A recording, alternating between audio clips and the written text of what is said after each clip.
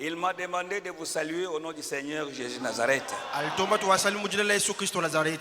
Sans plus tarder, je vous invite à vous lever pour la lecture des Saintes Écritures. Jean chapitre 12, verset 20. C'est le texte que nous avons lu hier.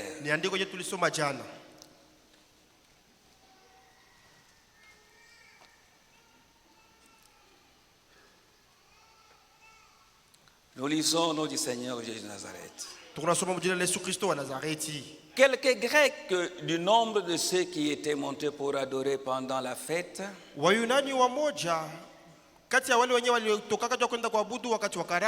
s'adressèrent à Philippe de Bethsaïda en Galilée et lui dirent avec instance: Seigneur, nous voudrions voir Jésus. Philippe alla le dire à André. Puis André et Philippe le dirent à Jésus. Puisse le Seigneur ajouter de grandes bénédictions à la lecture des Saintes Écritures. Notre Dieu, notre Père, Dieu d'Abraham, Dieu des prophètes, Dieu des apôtres, nous te remercions ce soir parce que tu es Dieu bon et merveilleux, notre Créateur et Sauveur. Il y a des gens dans le monde qui ne savent pas ce qu'ils adorent, mais nous savons ce que nous adorons. Nous t'adorons toi, le Seigneur Jésus-Christ, qui est l'alpha et l'oméga, le premier et le dernier. Toi qui as vaincu la mort et le séjour de mort et la tombe. Toi qui as dépouillé tous les démons. Tu as fait cela pour nous accorder la grande victoire. Tu es Dieu des promesses. Tu nous as promis dans les Saintes Écritures que là où 2 3 se réunissent à mon nom, je serai parmi eux. Voici ton peuple que tu as équipé par ton sang précieux et venu t'adorer ce soir. Nous voulons bien écouter ta parole. Que le ciel nous soit ouvert. Que toi, Dieu, tu puisses nous parler. Que chacun soit convaincu que toi, tu es vivant au siècle de siècles. Tu es vivant pour nous guérir de toutes nos maladies. Tu es vivant aujourd'hui pour sauver les pécheurs. Tu es vivant aujourd'hui pour pourvoir à nos besoins. Fortifie ceux qui sont faibles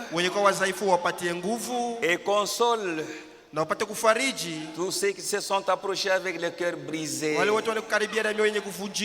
afin que chacun sache que tu es le même aujourd'hui, hier et éternellement. Ainsi chacun de nous sera ton témoin dans ta maison, dans sa maison, sur son avenue, dans son quartier et partout où il peut œuvrer. Nous te recommandons notre foi afin que toi tu puisses la rendre parfaite. À toi seul l'honneur, la gloire, la puissance, la sagesse des siècles et de siècles. C'est toi que nous venons adorer. Tu t'es toujours révélé. Le revenu. Révèle-toi à tes enfants. C'est dans le nom merveilleux de notre Sauveur et Seigneur Jésus-Christ que nous te demandons ainsi. Amen. Il est vrai, dans ce monde, Même dans notre ville de Lubumbashi, pendant ce temps que nous nous réunissons ici, il y a plusieurs cultes. Plusieurs cultes. Il y en a qui prient sur la montagne. Mais s'ils savaient la vérité, ils ne seraient pas à la montagne. Dieu se révèle à ses enfants. Amen. Quand nous venons ici, nous n'avons qu'un seul but: voir le Seigneur Jésus-Christ. Ne venez pas pour une curiosité quelconque. Ne venez pas pour un rendez-vous. Parce que vous n'avez pas vu une sœur il y a 2 jours. Vous venez la chercher ici. Là, vous ratez la cible. Ce lieu n'est pas un lieu de rendez-vous. C'est le lieu d'adoration. Alors, quand nous venons dans cet esprit, nous verrons la gloire de l'Éternel. Ce Dieu d'Abraham deviendra ton Dieu. Ce Dieu d'Élie viendra ton Dieu. Mais pourvu que tu entres en contact avec lui. Si quelqu'un entre en contact avec Jésus, il change sa vie. Sa façon de parler change. Dieu change son comportement. Dieu change notre habillement. Pourquoi? Dans la parole de Dieu, il y a le pouvoir de transformation. Regardez, un bâton sec qui était dans les mains d'Aaron. Quand il a été en contact avec le surnaturel, ce bâton sec a bourgeonné, a porté de fruits. Maintenant, à combien plus forte raison nous, ces enfants, nous qui ne sommes pas de bois sec, nous qui ne sommes pas de bâtons, à combien plus forte raison quand nous entrons en contact avec le Seigneur Jésus-Christ, combien deviendrons-nous des saints, portant le fruit de l'esprit? Pourquoi? Il y a le pouvoir de transformation dans la parole de Dieu. Dans la parole de Dieu, il y a la guérison. Dieu guérit. Dieu sauve. Nous qui sommes nés de pécheurs, nous sommes devenus des enfants de Dieu. Dieu nous a acceptés tels que nous sommes, avec nos fautes, avec nos manquements. Dieu nous a pardonnés. Alors si vous êtes enfant de Dieu, vous pardonnerez quiconque vous fera du mal. C'est la raison pour laquelle la parole de Dieu insiste. N'ouvrez pas votre oreille au scandale. N'ouvrez pas votre oreille à n'importe quoi. Pourquoi? Dans chaque parole, dans la parole de l'homme, dans la parole de Dieu et dans la parole de Satan, il y a une sémence. Ce que vous écoutez dans quelques minutes, mais pour s'en débarrasser, il faudra beaucoup de mois. Il faudra beaucoup d'années. C'est ainsi que parce que quelqu'un vous a parlé du mal d'une sœur, d'un frère, cette parole peut agir en vous en produisant la haine. Vous aurez de la haine envers un frère. Vous commencez à éviter une sœur. Maintenant, quand nous nous évitons, où est la communion? Si nous commençons à nous éviter, la gloire de Dieu est bloquée. Pale utukufu ya Mungu haitakuwa tena. Nous devons être unis. Tunapaswa kuwa mmoja. Dans la communion. Katika ushiriki. Vous pouvez être cette personne agréable. Unaweza kuwa mtu mzuri sana. Cette personne que les gens trouvent vraiment une sympathie avec vous. Ule mtu mwenye batu banavutwa naye banampenda sana. Les gens se sentent attirés vers vous. Batu banavutwa sana nawe. À cause de votre marche. Juu ya mwenendo wako. À cause de votre conduite. Juu ya mwenendo namna unajitwala. À cause de votre vie. Juu ya maisha yako. Maintenant nous, sasa shie, chacun doit s'examiner. Kila mmoja anapaswa kujichunguza. Et se placer lui-même dans quelle catégorie où il se présente. Na anapaswa kujiweka ngambo kani ya batu bale eko. La parole que nous écoutons doit être un miroir. Inapaswa kwa kio. Chacun doit se mirer Kila mmoja anapaswa kujiangalia amo. Pour voir si vous êtes de quelle catégorie. Kama uko aina kani ya watu. Si les gens vous évitent, kama watu wanaanza kukuepuka, vous devez savoir pourquoi. Unapaswa kujua ni jua nini bako kuepuka. Vous devez savoir pourquoi. Unapaswa kujua ni jua nini. Les gens vous évitent pour quel problème? Les gens qui venaient vous visiter, pourquoi ils vous évitent aujourd'hui? Et si nous commençons à nous éviter, la gloire de l'Éternel sera perdue. Nous serons maintenant aveugles.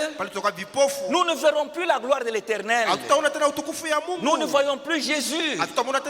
Si nous approchons de Jésus, nous devons avoir un cœur sincère, avec une foi parfaite. Nous le verrons. Même si votre foi est infectée, venez tel que vous êtes. Jésus est le grand docteur.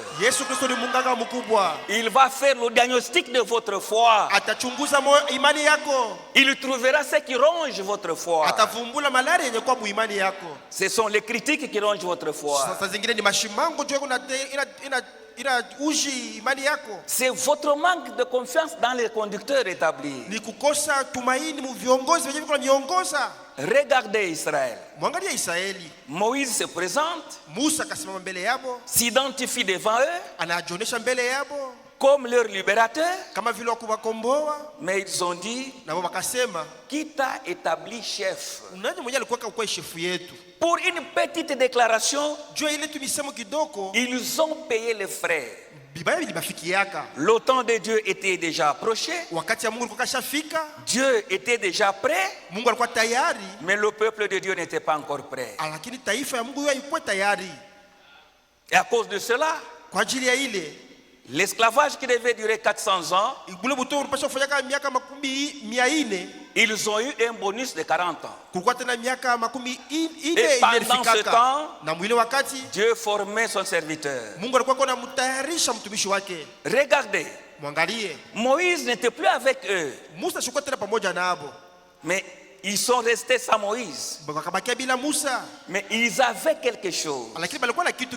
C'est que Joseph leur avait laissé la parole prophétique.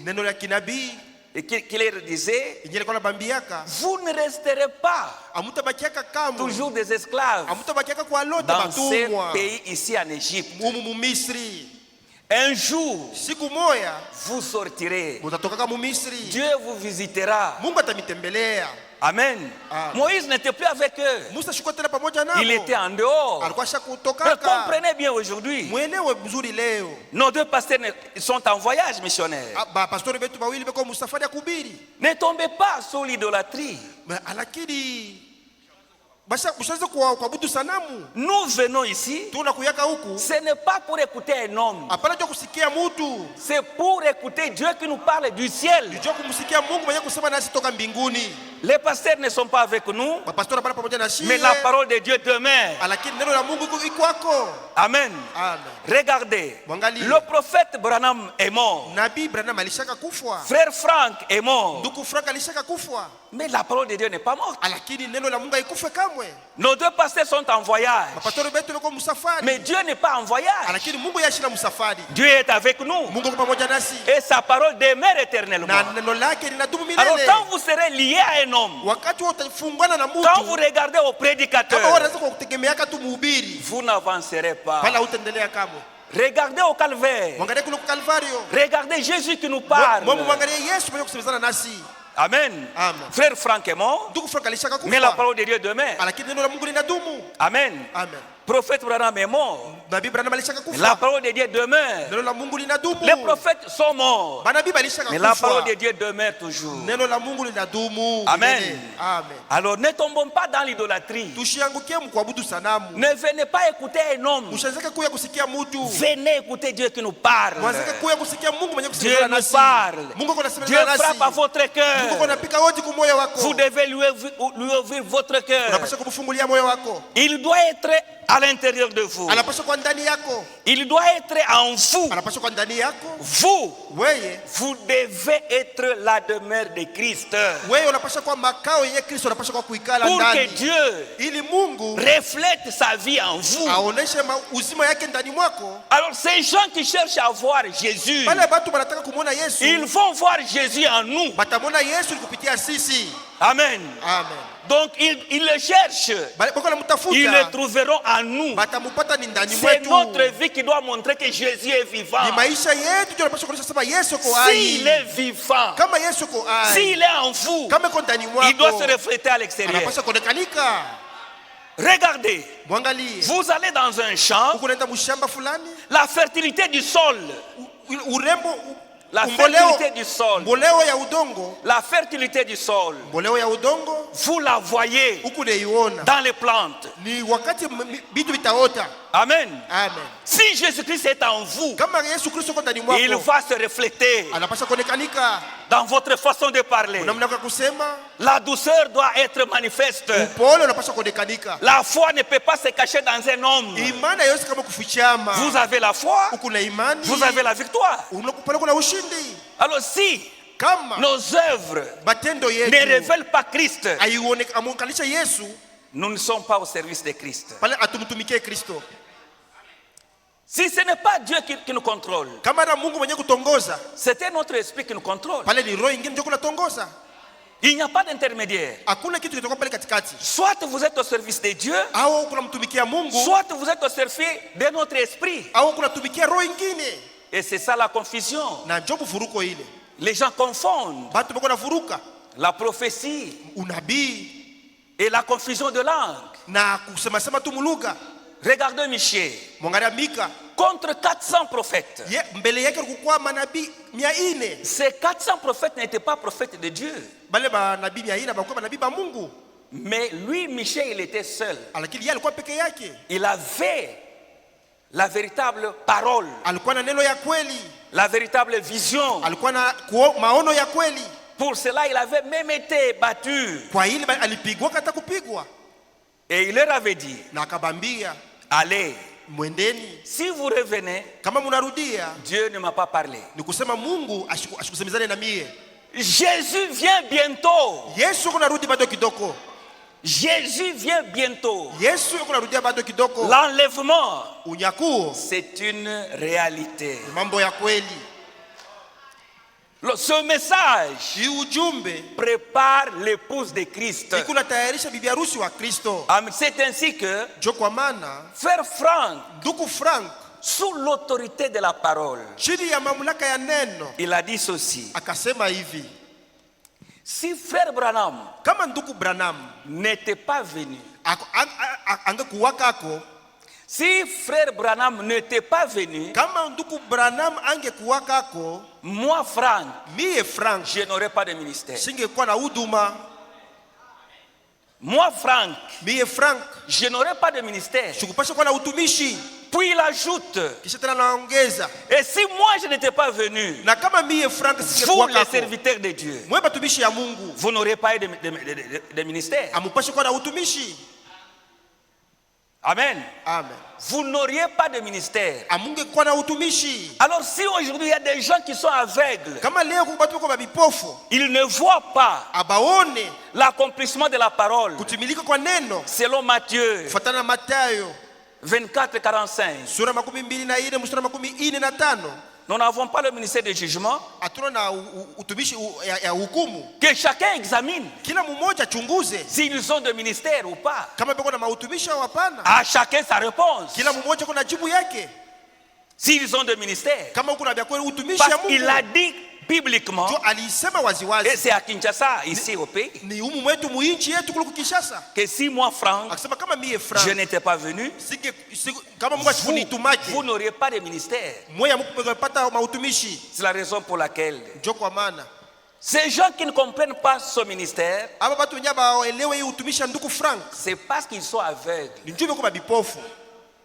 Alors Dieu s'est toujours servi du ministère du prophète pour faire connaître à ses enfants les promesses pour l'heure aujourd'hui. Nous sommes un peuple privilégié parce que nous avons reconnu notre aujourd'hui. Amen. Amen. Le Seigneur Jésus disait, Jérusalem, Jérusalem, Jérusalem. Il a visité Israël. Et Israël n'a pas reconnu le temps de sa visitation. Et c'était maintenant devenu fatal. Pour avoir rejeté. Quel est le sort de ces gens qui ont rejeté le ministère de Frère Branham? Ils sont aveugles. Ils n'ont pas reconnu leur aujourd'hui. Si toi et moi, nous avons connu notre aujourd'hui, c'est par la grâce. Lisons Matthieu chapitre 13. Matthieu chapitre 13. Écoutez ce que la parole de Dieu nous dit.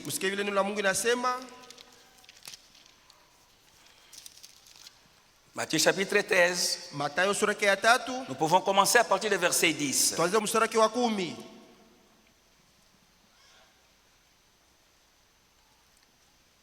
Les disciples s'approchèrent et lui dirent, pourquoi leur parles-tu en parabole? Jésus leur répondit, parce qu'il vous a été donné de connaître les mystères du royaume des cieux, et que cela ne leur a pas été donné. Vous avez cette grâce. Dieu vous a rendu capable de reconnaître ce message, de l'accepter. Car on donnera à celui qui a, et il sera dans l'abondance. Mais à celui qui n'a pas, on notera même ce qu'il a. C'est pourquoi je leur parle en parabole. Parce qu'en voyant, ils ne voient point. Et qu'en entendant, ils n'entendent ni ne comprennent. Et pour eux, s'accomplit cette prophétie d'Isaïe. Vous entendrez de vos oreilles et vous ne comprendrez point. Vous regarderez, amen, de vos yeux et vous ne verrez point. Alléluia. Regardez Pilate. Était en face de Jésus. Il n'a pas reconnu. Il n'a pas reconnu. Il n'a pas reconnu sa présence. Amen. Simon le pharisien, il a même invité Jésus. Il est même entré dans sa maison. Mais il ne l'a pas reconnu. Mais une prostituée est venue. Elle a reconnu que cet homme assis là-bas, cet homme abandonné au fond, c'est le Messie, le prophète. Elle est venue. Comme elle était pécheresse, elle a pleuré. Elle a essuyé les pieds de Jésus. Elle a oint de son parfum. Qui lui a dit de faire ça? La foi en elle. Et Jésus lui a dit, ta foi t'a sauvé. Tous tes péchés sont pardonnés. Et aujourd'hui, Quiconque est entré ici avec le même désir que de cette femme sortira d'ici avec tous ses péchés pardonnés.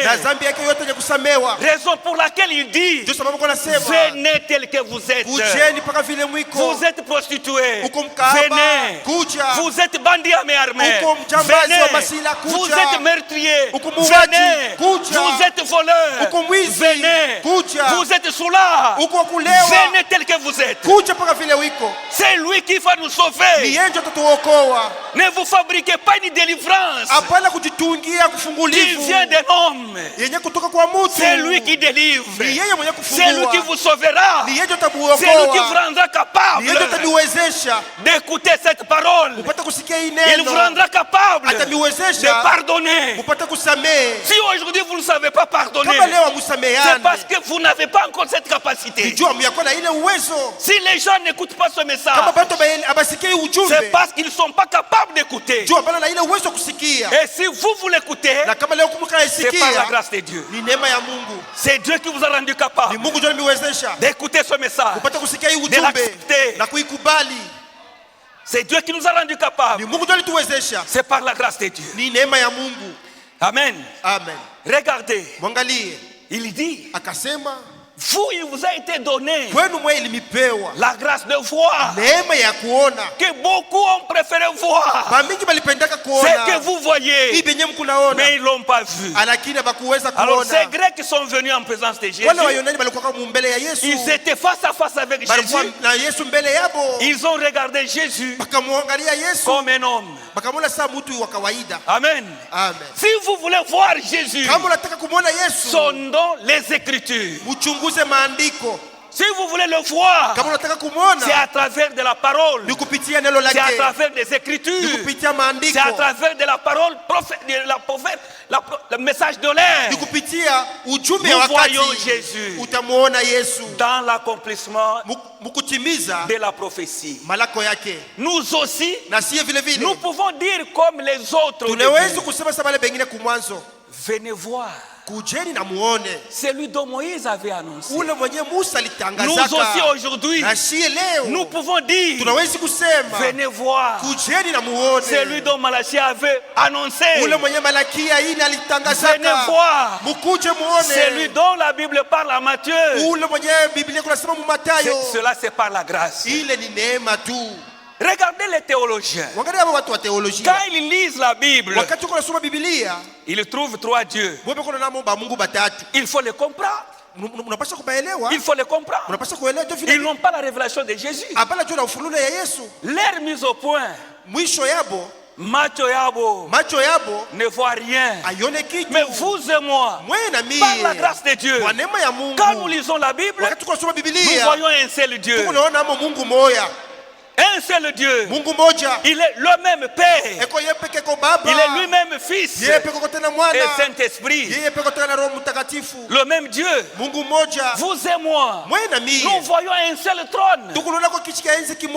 Si eux voient 3 dieux, ils doivent connaître le nôtre dit: tout le pouvoir m'a été donné. Donc notre Dieu, nous, il est tout puissant. Les autres, ils peuvent avoir leur Seigneur. Amen.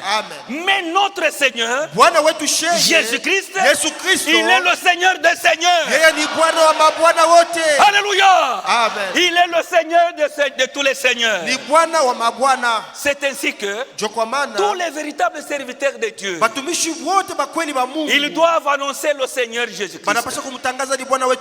Et ils doivent mettre le peuple de Dieu en relation avec Jésus, pas en relation avec les hommes, pas en relation avec eux-mêmes. Pourquoi? Ce sont des serviteurs inutiles. Ne vous considérez pas important. Ne vous faites pas important. Vous n'êtes qu'un serviteur inutile. L'homme que nous devons adorer, la seule personne importante ici, c'est le Seigneur Jésus-Christ. Parce que lui seul, il a vaincu.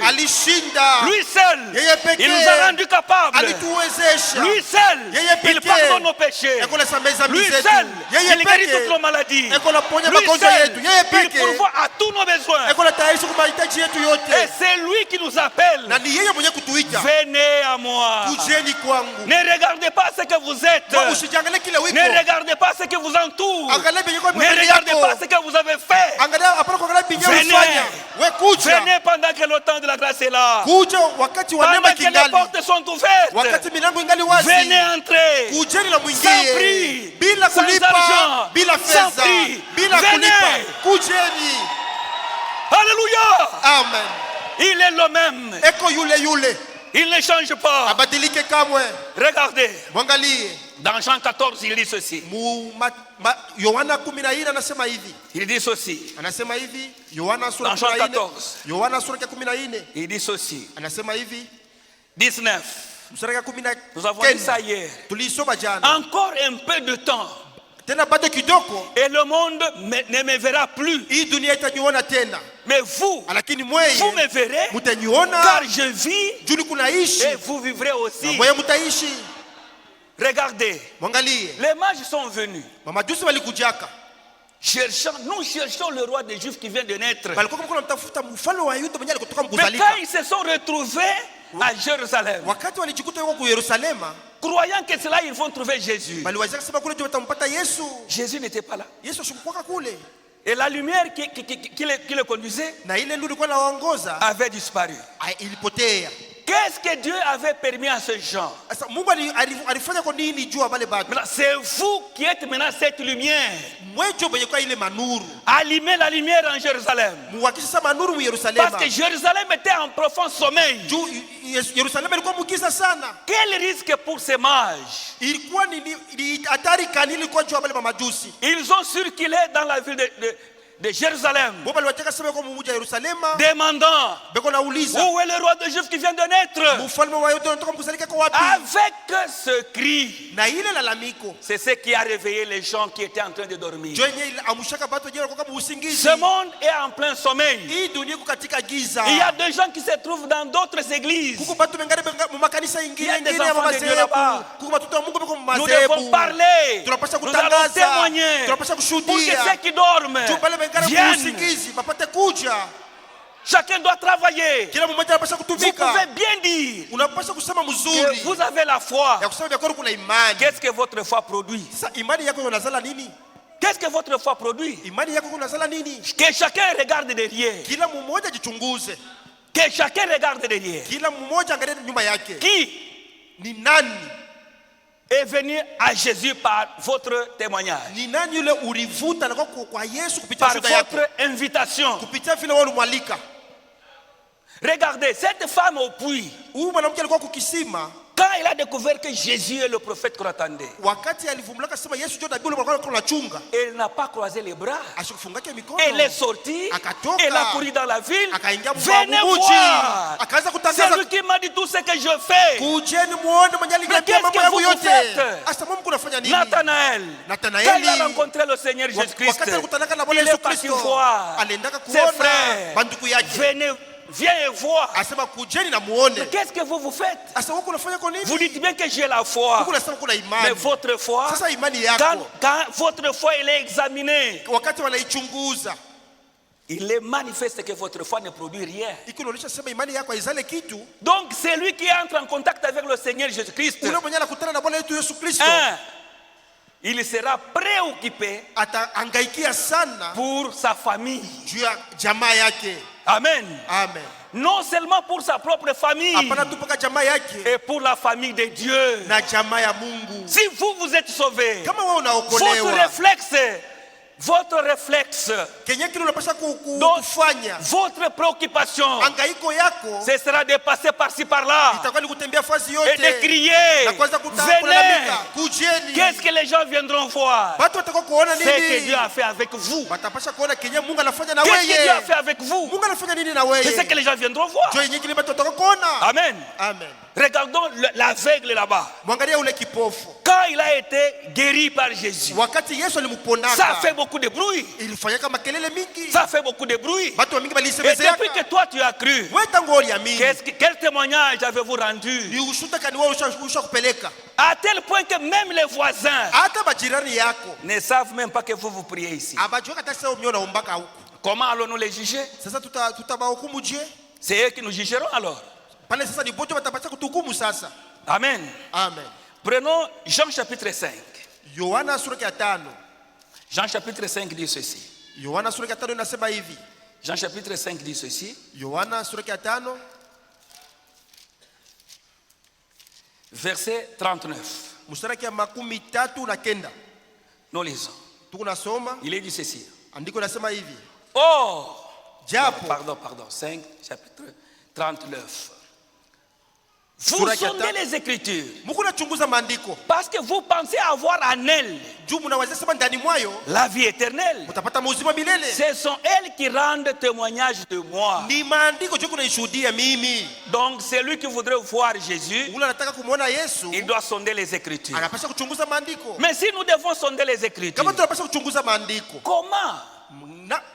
Qui cherchez à voir Jésus, vous n'avez même pas le livre de l'Alliance. Que chacun secoue sa Bible. Que chacun secoue sa Bible. Secouons nos Bibles. Comment vous pouvez voir Jésus? Vous n'avez pas le livre de l'Alliance.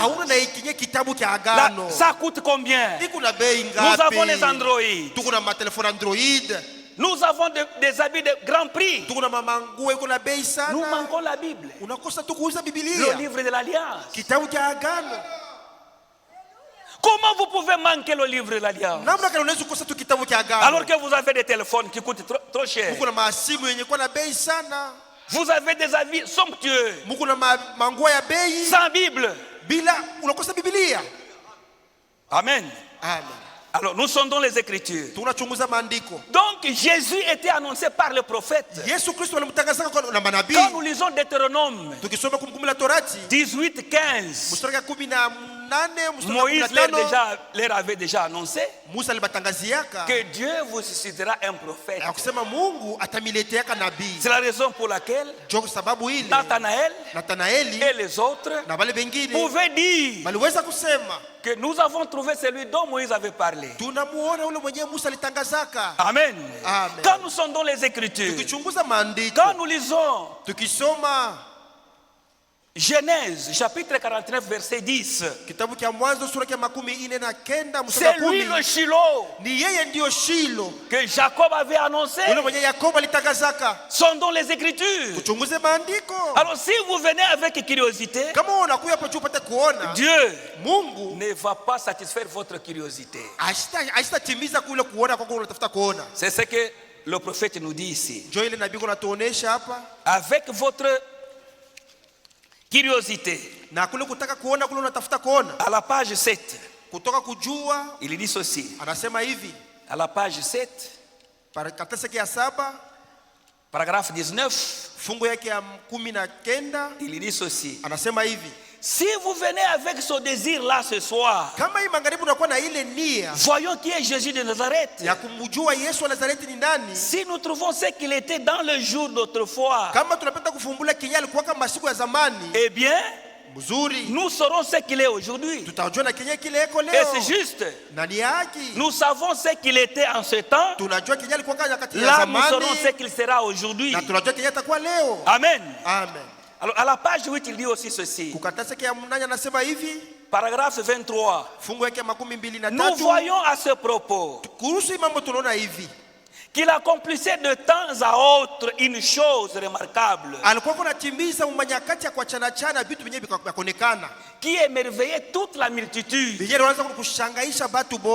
Et plusieurs fois, les gens sont venus vers lui, mais il ne s'est pas occupé d'eux. Il ne s'est pas occupé d'eux. Plusieurs fois, les gens sont venus vers lui, cherchant à satisfaire leur curiosité. Et il leur parlait de leur curiosité. En d'autres termes, il les confondait et il les laissait partir. Amen. Mais ceux qui venaient pour savoir qui il est, il s'est révélé à eux. Les disciples de Jean sont venus aussi. Quand nous lisons Matthieu chapitre 11, Jean les envoie. Il est aux arrêts. Allez demander à Jésus. Et c'est lui que nous devons attendre. Ou quelqu'un d'autre. Jésus n'a pas donné une réponse. Il leur a donné la place. Il a commencé à prêcher. Et il a guéri les malades. Puis il leur dit, allez dire à Jean tout ce que vous avez vu et tout ce que vous avez entendu. Les aveugles voient, les sourds entendent. Et quand ils sont partis voir Jean, ils ont rapporté ce qu'ils ont vu. Jean comme prophète, il a compris que je dois diminuer et lui doit croître. À partir des Écritures, aujourd'hui, nous devons le connaître dans la puissance de la résurrection. Jésus est ressuscité, il est vivant. Maintenant, vous devez montrer aux gens où est-ce qu'il est. Il est en vous. Il est en vous, ma soeur. Il est en vous, mon frère. Il doit se refléter en vous. Jésus, c'est la grande lumière. Et nous, nous sommes la petite lumière. Nous devons refléter Jésus par notre vie. C'est ça qui va attirer les gens. Ceux qui avaient retenu Jésus, ce n'est pas la voix de Bartimée, c'est la voix qu'il avait arrêtée. Amen. C'est la voix. Si nous voulons voir la gloire de l'Éternel, ayons la foi. Amen. Ayons la foi. Alors, Frère Franck nous dit ceci. Frère Franck nous dit ceci. À la page 10, c'est là que nous allons terminer. L'impact de la révélation. L'impact de la révélation. Il dit ceci. Dieu, dernier paragraphe. Dieu se sert du ministère d'un prophète pour faire connaître à ses enfants les promesses pour leur aujourd'hui. C'est ainsi quand nous lisons Hébreux chapitre 4 verset 7. Il est dit ceci. Aujourd'hui, si vous entendez sa voix, n'endurcissez pas votre cœur. Il y eut un aujourd'hui pour Moïse. Il y eut un aujourd'hui pour Abraham. Alors, aujourd'hui aussi nous avons notre aujourd'hui. Amen. Nous avons notre aujourd'hui. Donc les gens aujourd'hui ils cherchent le progrès. Tout cherche le progrès. Voyez même la technologie comment elle est en train d'avancer, de progresser. Les téléphones que nous avions en 2000, ce ne sont plus les mêmes téléphones. Vous cherchez le progrès, mais vous ne voyez pas le progrès spirituel. Le message continue. Après la mort du prophète, le message ne s'est pas arrêté. Alléluia. Le message ne s'est pas arrêté. Il a continué. Alléluia. Et là c'est pour les élus. C'est la raison pour laquelle aujourd'hui tous ceux qui n'ont pas reconnu le message, tous ceux qui n'ont pas reconnu le ministère de Frère Franck, c'est C'est parce qu'ils se sont arrêtés après la mort du prophète. Dieu est continu. Dieu est dynamique. Dieu il continue à agir. Il continue à sauver. Et il continue à guérir. Regardez. Tournez nos regards vers Jésus. Vous ne serez jamais déçus. Nous avons découvert notre aujourd'hui. Alors c'est ça le message de l'heure.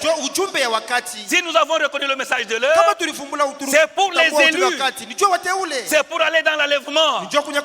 Il y aura des surprises ce jour-là. Parce que le Seigneur dit, ce n'est pas tout ce qui me dit Seigneur, Seigneur, mais sauf ce qui fait ma volonté, la volonté de Dieu, et que vous puissiez le servir. La parole est là. La parole nous montre son chemin. La parole de Dieu nous montre la volonté de Dieu. Il y a un ciel à aller et un enfer à éviter. Alléluia. Tournons tous notre regard vers Jésus. Il est le roi des rois et le Seigneur des seigneurs. Alléluia. Amen. Tournons nos regards vers le Seigneur Jésus-Christ.